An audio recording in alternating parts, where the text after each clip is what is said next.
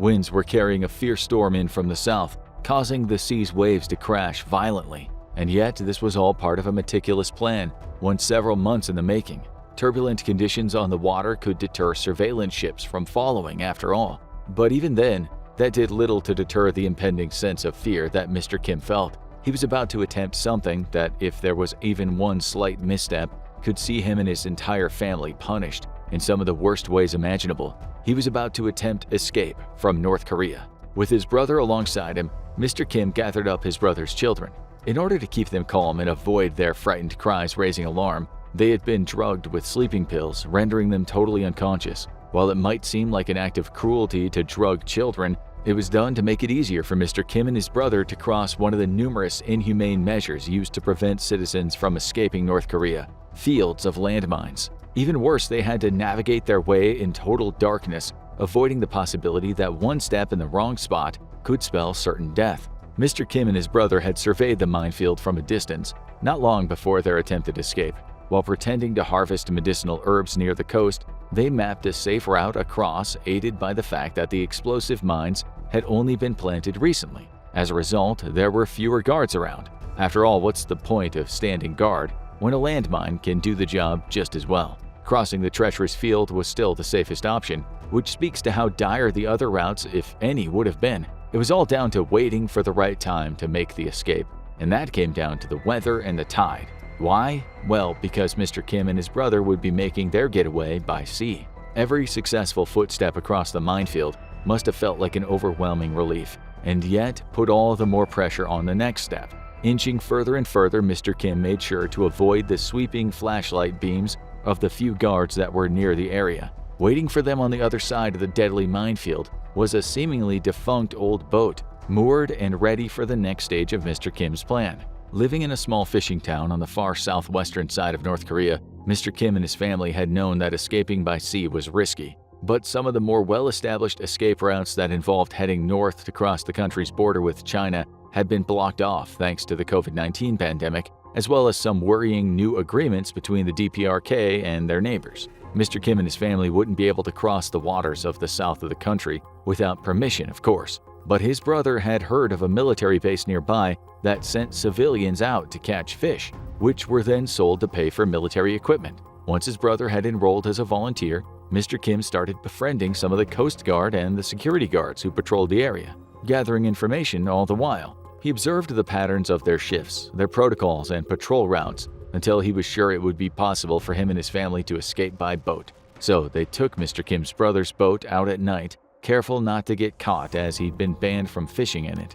Once it had been discreetly moored, it was ready for their getaway. Clambering aboard the fishing boat, Mr. Kim hid his brother's children. He disguised them, intending to make them look like bags of tools by stashing their sleeping bodies in old grain sacks. Once the children were safe and secure, the rest of the family set sail. Along with Mr. Kim and his brother was their elderly mother, who had been reluctant to leave given the risk, despite how unbearable life in North Korea had been for them. Both her sons had yelled at her, threatening to call off their plan unless she agreed to join them, and saying that they'd hold her responsible for the family's continued misery if they were to stay. Also joining them were the wives of both Mr. Kim and his brother. Mr. Kim's wife had also held serious reservations about trying to escape, but once Mr. Kim learned she was pregnant, he was determined for his wife and child not to stay in North Korea any longer. The Kim brothers armed themselves with swords, bracing themselves for any trouble. There was still a chance they could run afoul of the Coast Guard. Each of the women were given an empty, hollowed-out eggshell containing black sand and chili powder to crack in the Coast Guard's faces should the worst happen. Their entire journey as they set sail toward South Korea was wrought with tension. If they were discovered, they'd surely be executed. They sailed past the furthest permitted reaches of North Korean waters, then kept going. As if evading the Coast Guard and avoiding being caught wasn't enough for the Kim family to contend with, the low tides left reefs and large rocks exposed, which posed potential dangers to their getaway boat. They could have easily gotten stuck or damaged the vessel, stranding them at the mercy of the perilous ocean, or worse, the patrols who would have them hauled back to the DPRK. They were forced to navigate their boat with care through the obstacles, but going too fast would risk detection on the radar as well. The goal was to drift slow enough to be mistaken for floating debris by other boats, but while also maintaining enough control over their boat to avoid wreckage. It was a delicate, difficult task, with the fate of Mr. Kim's whole family hanging in the balance. After some time out on the water, the family believed they had crossed the northern limit line, placing them out of the North Korean waters into those that were considered the territory of the South.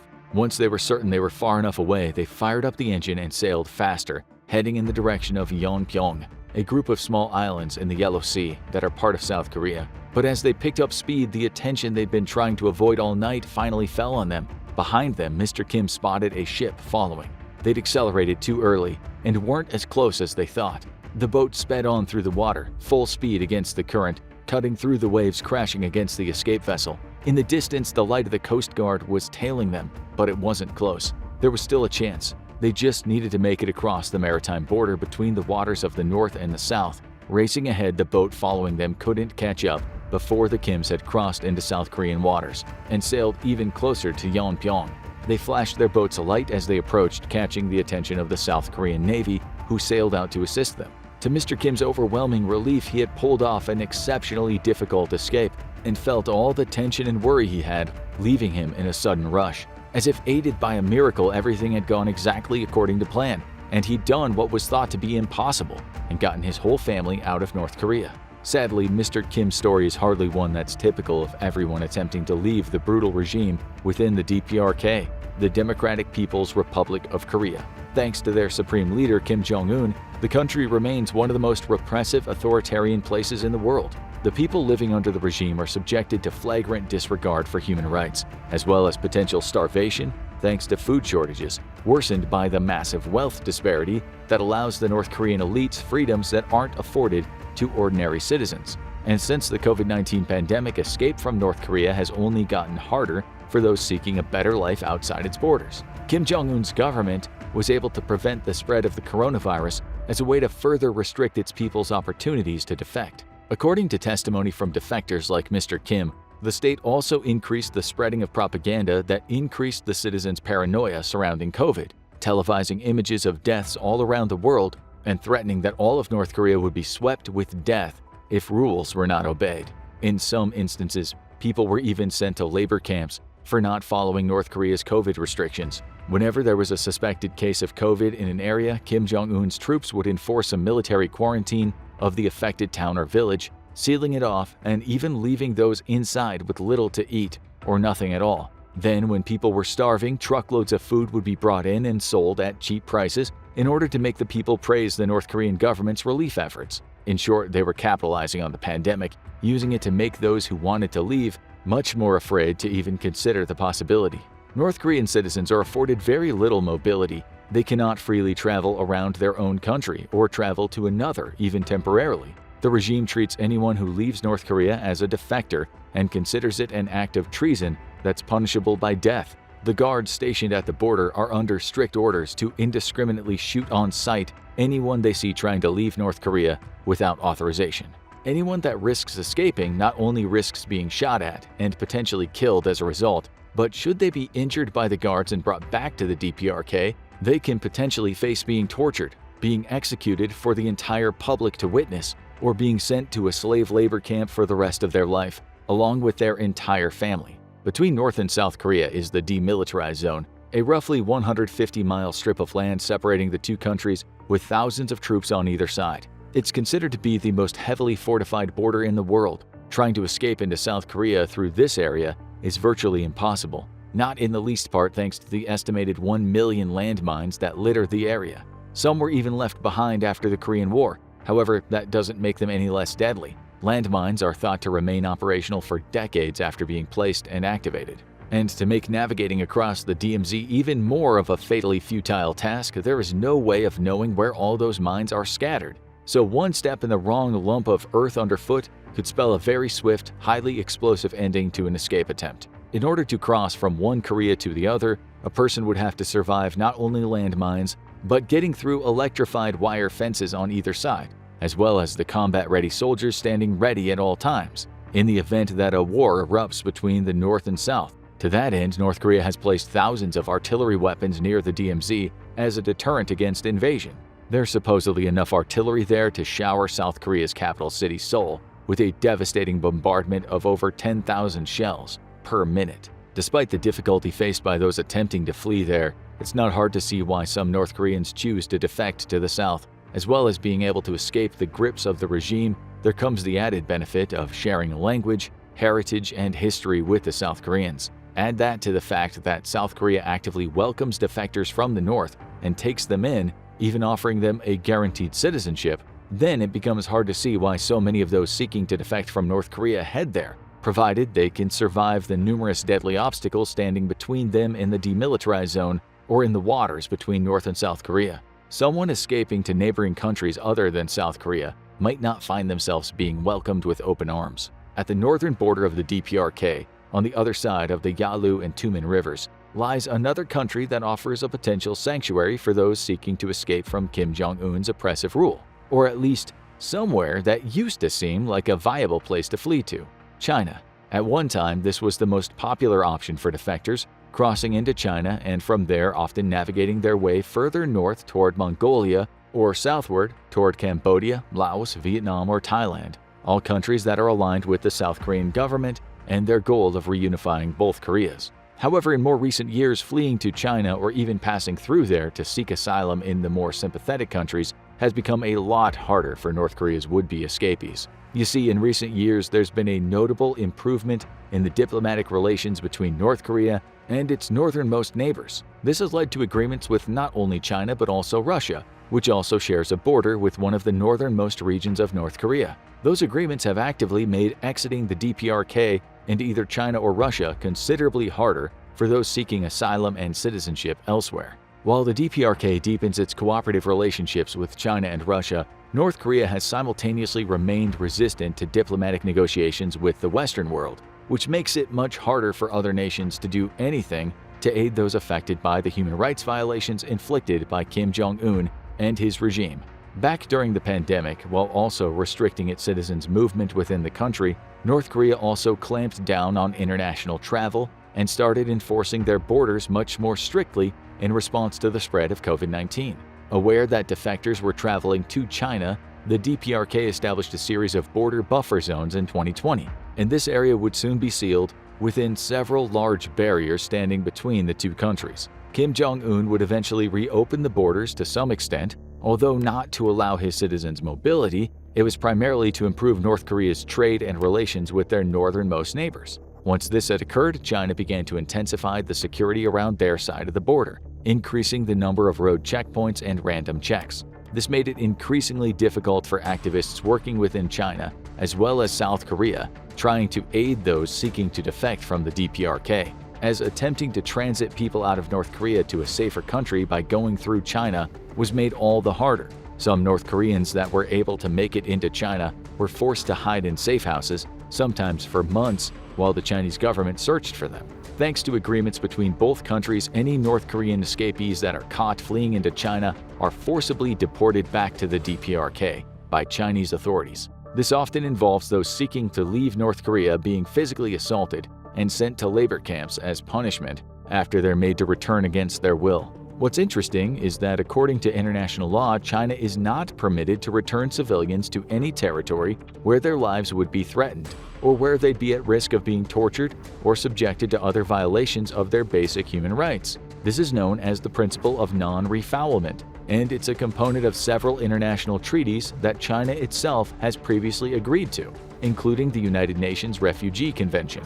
Given that it is a certainty that those fleeing North Korea will be punished if they are returned to the DPRK, China is obligated to treat these people as refugees in need of protection and shelter.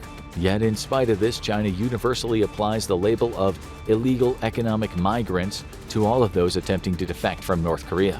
By disregarding any obligation to protect those North Korean refugees, instead routinely arresting and repatriating them, the Chinese government is effectively sending these people back to the DPRK to face crimes against humanity, according to a United Nations Commission of Inquiry. On top of that, some aid workers found to be assisting North Korean escapees are also subjected to harassment and sometimes even imprisonment at the hands of Chinese authorities. This naturally makes it difficult for these activists and aid workers to meet with North Koreans that escape into China, since the defectors are forced to live in hiding and are often fearful of strangers who they worry might report them to the Chinese authorities. One Seoul-based human rights group that had been tracking the number of North Koreans detained in China believed that around 600 of these innocent people had seemingly vanished.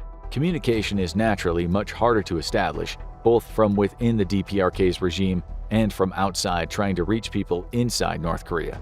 But in 2023, the Transitional Justice Working Group found they were unable to get in touch with any of these 600 people who had supposedly been returned to North Korea after being repatriated from China. In order to conduct such a large-scale deportation, the Chinese government is thought to have used buses and vans to transport detained North Koreans from their detention centers in the Jilin and Liaoning provinces, despite researchers and activists pointing to the estimated numbers of people thought to have fled into China from North Korea. The Chinese government had made no public acknowledgments of those refugees, refusing to confirm that it detained or deported them.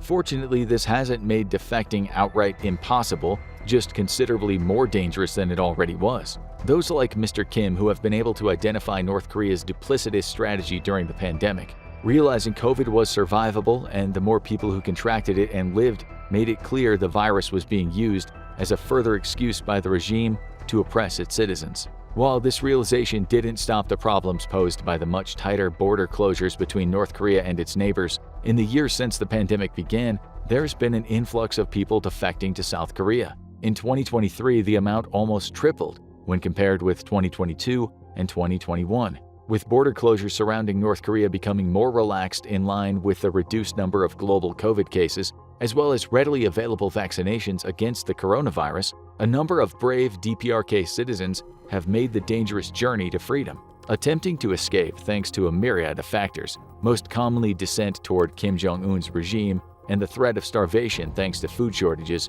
196 people were able to safely make it to the South in 2023. While that figure still falls short of the average number of north to south defectors from before the pandemic began, there seems to be a more widespread trend of people within the DPRK harboring discontent toward their old government. Interestingly, while conditions are often considerably better for the wealthy elites of North Korea, such as diplomats, senior government officials, and their families, even a number of them have opted to defect as well. These elites are given access to far more freedoms than the average North Korean citizen, especially those living within the capital city of Pyongyang, who are able to enjoy luxuries like cinemas, department stores, indoor gyms, air conditioning, and smartphones. However, South Korean officials have reported that 10 of these North Korean elites were among those that left the DPRK in 2023, making this the highest number from that social group to defect since 2017. Although it's also worth noting that the wealth and connections that these people have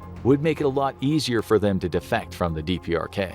This number also included North Korean citizens who had been living overseas, including diplomats and government officials, since that freedom of movement isn't given to ordinary people in North Korea. Apparently, after being asked to return to the DPRK to aid with the pandemic, these officials opted instead to divert their wealth and connections into heading for the South, supposedly after having become disenchanted by their lives back home after experiencing what it's like to live in freer countries. Unfortunately, the ease with which the wealthier North Korean people have been able to escape isn't possible for its ordinary citizens. Since the 1950s, some 31,000 North Koreans have managed to reach the South safely, with many previously able to cross into China or another country in order to make a new life for themselves in South Korea, free from the grip of the DPRK and Kim Jong-un's regime.